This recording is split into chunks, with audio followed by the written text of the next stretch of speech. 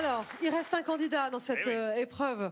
Il s'appelle Jérémy. En fait, vous le connaissez finalement tous et toutes. Vous l'avez applaudi tous les soirs à 20h pendant le confinement, pendant le premier confinement. Jérémy fait partie des fameux personnels soignants. Il a vécu et vit toujours cette crise sanitaire de l'intérieur. Il nous livre ses mots et ces mots, deux orthographes différentes, pas besoin d'expliquer. Je m'appelle Jérémy, j'ai 24 ans. Je suis infirmier dans un hôpital parisien et je viens de débuter une spécialisation en anesthésie. Je crois que j'ai toujours eu envie d'aider les autres. Quand j'étais ado, j'adorais tout ce qui était émission autour des urgences. J'ai été fasciné par les pompiers. Je me disais toujours, j'aimerais bien être à leur place, concrètement sauver des vies et d'être auprès des personnes. C'est vraiment ce qui m'attirait à ce moment-là. J'avais un petit peu le syndrome du héros. Dès que j'ai eu l'âge requis, j'ai intégré la Croix-Rouge française. Et puis, je me suis engagé comme pompier volontaire dans ma ville. Juste après mon bac, j'ai enchaîné avec l'école d'infirmier et mon premier poste était aux urgences pédiatriques à l'hôpital Necker, à Paris. Avant de travailler à Necker, j'avais jamais travaillé avec des enfants tout simplement, ni même pris un bébé dans mes bras en fait. C'était vraiment un monde qui était complètement inconnu pour moi. J'ai dû m'adapter et apprendre très très vite sur le terrain. Et après, j'ai adoré ça. Tout ce que je vivais à l'hôpital, j'avais envie de le partager avec d'autres. Du coup, j'ai commencé il y a 1 an et demi à faire des vidéos sur Internet pour parler de la santé, mais de façon simple et avec un peu d'humour dedans aussi, pour rendre les choses plus ludiques. Il est peut-être temps que je vous parle du patient.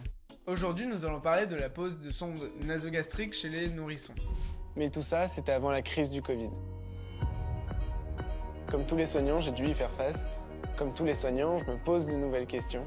Et ce soir, j'avais envie de vous en parler.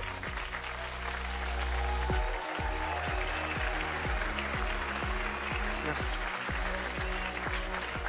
Merci. Merci tout le monde. Ça me rappelle l'ambiance à 20h, il y a quelques mois, quand mes collègues soignants et moi, on était applaudis comme des héros. Mais un héros, qu'est-ce que c'est exactement? Pour moi, c'était quelqu'un qui sauve des vies. Alors, j'ai tout fait pour en devenir en choisissant une carrière d'infirmier. Mais je me suis vite rendu compte qu'on ne s'improvisait pas héros en claquant des doigts. Il y a 3 ans, j'ai commencé à travailler aux urgences pédiatriques, puis en réanimation pédiatrique. L'hôpital, on y trouve les pleurs, la tristesse, les cris, la violence, la crasse, l'adrénaline. Je suis jeune, et pourtant, comme tous les infirmiers de mon âge, j'ai vécu des choses qui m'ont profondément changé. J'ai dû me forger une carapace, une sorte d'armure. On grandit vite, on se protège dès le début, et on protège nos proches. À une époque, je vivais avec ma mère. Au début, je lui racontais tout ce que je voyais en stage. Mais la première fois qu'elle a pleuré, j'ai compris qu'il ne fallait plus que je raconte. Elle m'a dit un jour, « Tu as choisi cette voie, tu t'es préparé mentalement. Mais moi, non. » Alors, j'ai appris à nuancer mon discours. J'ai appris à couper. Mais en 2020, alors que je ne m'y attendais pas, j'étais confronté à une nouvelle question. Nous, les soignants, qui nous protège? J'étais en réanimation pédiatrique lors de la première vague de l'épidémie du Covid-19. Alors le virus n'a pas touché beaucoup d'enfants, mais je me rappelle d'une nuit. Cette nuit-là, je m'en rappellerai toute ma vie. Ce n'était pas mon premier échec de réanimation, mais c'était de loin le plus marquant et le plus perturbant. Je me pensais m'être construit une armure, mais tout s'est effondré lorsque nous avons décidé d'arrêter le massage cardiaque sur cet enfant qu'on n'arrivait pas à réanimer. Cet enfant qui, quelques heures plus tôt, parlait avec ses parents. Cet enfant qui, sans ce virus, serait toujours en vie. Cette nuit-là, c'est la première fois que mes larmes ont coulé sans que je puisse m'arrêter. Nous étions encore habillés, ruisselants de sueur après 1h10 de réanimation intensive et de massage cardiaque. Nos collègues nous aidaient à retirer nos combinaisons de protection et nous restions impuissants, les larmes coulant sur nos joues, sans qu'on puisse les essuyer. Cette nuit-là, j'ai fait un constat terrible.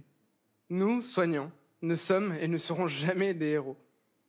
On est juste des hommes et des femmes ordinaires qui tentons chaque jour de prendre en soin d'autres humains, même dans les situations extraordinaires. On n'a pas de super pouvoir, pas d'armure ou de cape pour nous protéger. On fait un métier comme tout le monde et on veut juste le faire dans de bonnes conditions. Alors demain, nous aurons besoin de votre soutien, à vous, soignés ou futurs soignés, pour nous aider à garder notre humanité dans les soins. Ce soir, Je ne vous demande pas de m'applaudir moi, mais de saluer l'ensemble des soignants qui travaillent actuellement. Merci.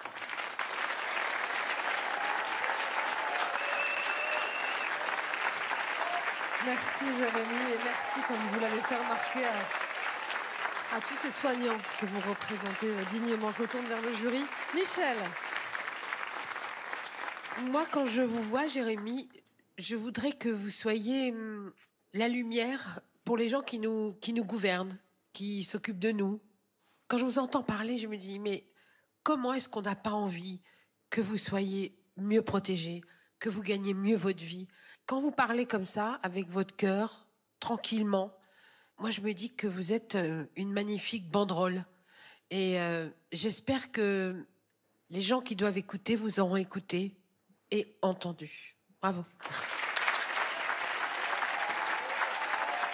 Jean-Pascal. Je pense que c'est une leçon d'humilité pour tout le monde dans le public. Moi, j'ai envie de dire merci, voilà. J'ai juste envie de dire merci. Voilà. Éric. Ma fille est infirmière.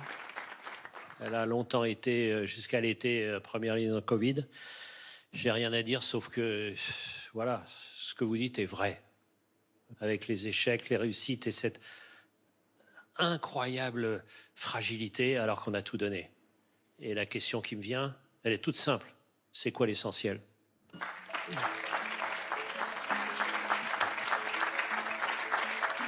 Merci Jérémy, je vais vous laisser rejoindre les coulisses. On va vous retrouver avec les 4 autres orateurs de votre groupe dans quelques instants.